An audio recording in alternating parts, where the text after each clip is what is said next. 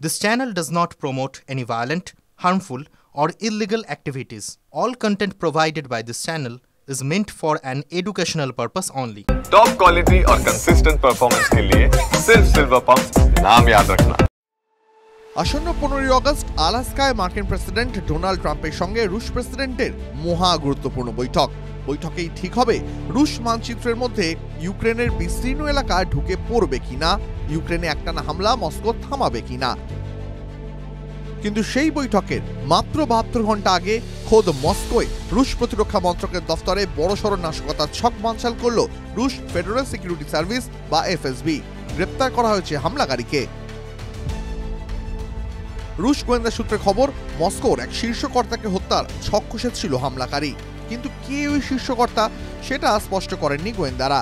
তার নাম পরিচয় প্রকাশ আনেননি, আর এতেই জোর জল্পনা। তবে কি গুরুত্বপূর্ণ বৈঠকের আগে খোদ প্রেসিডেন্ট পুতিনকে মারার ছক কষা হয়েছিল? আলাস্কার বৈঠকে ডাক পাননি ইউক্রেনের প্রেসিডেন্ট জেলেনস্কিকে ছাড়া কিভাবে ইউক্রেনের ভাগ্য নির্ধারণ হতে পারে, এই প্রশ্ন তুলে দিয়েছে ইউরোপীয় ইউনিয়ন। এই ডামাডোলের মধ্যে খোদ মস্কোয় একজন হামলাকারীর ধরা পড়া হালকাভাবে নিতে নারাজ রুশ ফেডারেল সিকিউরিটি সার্ভিস, বিশেষত হামলাকারী যখন ইউক্রেনের স্পেশাল ফোর্সের সদস্য। গোয়েন্দা সূত্রে খবর, ধৃতর কাছে রাশিয়া এবং ইউক্রেনের যৌথ নাগরিকত্ব রয়েছে। তার বয়স 35-এর আশেপাশে। Code name Raven. কাজ হাসিল করতে পারলে ইউক্রেনে ফিরে গিয়ে সে দেশের সেনায় যোগ দিতে হবে না বা যুদ্ধে যেতে হবে না, এই লোভ দেখিয়ে তাকে নিয়োগ করা হয়েছে বলে অভিযোগ। এফএসবি জানিয়েছে ধৃত স্পেশাল এজেন্ট বোমা বিস্ফোরণে বিশেষজ্ঞ। মস্কোর সরকারি আধিকারিকদের দফতরে পার্কিং লটে গাড়ির ভিতরে 60 কিলোগ্রাম বিস্ফোরক লুকিয়ে রেখেছিল। উদ্দেশ্য ছিল ওই পার্কিং লট থেকে একটাও গাড়ি বেরোলে তীব্র বিস্ফোরণে আস্ত দফতরটাই উড়িয়ে দেওয়ার। গোয়েন্দা সূত্রে খবর, ইউক্রেনের ওই স্পেশাল এজেন্টকে তৃতীয় এক দেশে নিয়োগ করা হয়। তার কাছে হ্যান্ডলারের মাধ্যমে নির্দেশ আসত টেলিগ্রামে। মেসেজ পেয়ে শীর্ষ সেনাকর্তাকে বোমা বিস্ফোরণে উড়িয়ে দেওয়ার ছক কষেছিল রাভেন। কিন্তু রুশ গোয়েন্দাদের তৎপরতায় সেই ছক ভেস্তে যায়।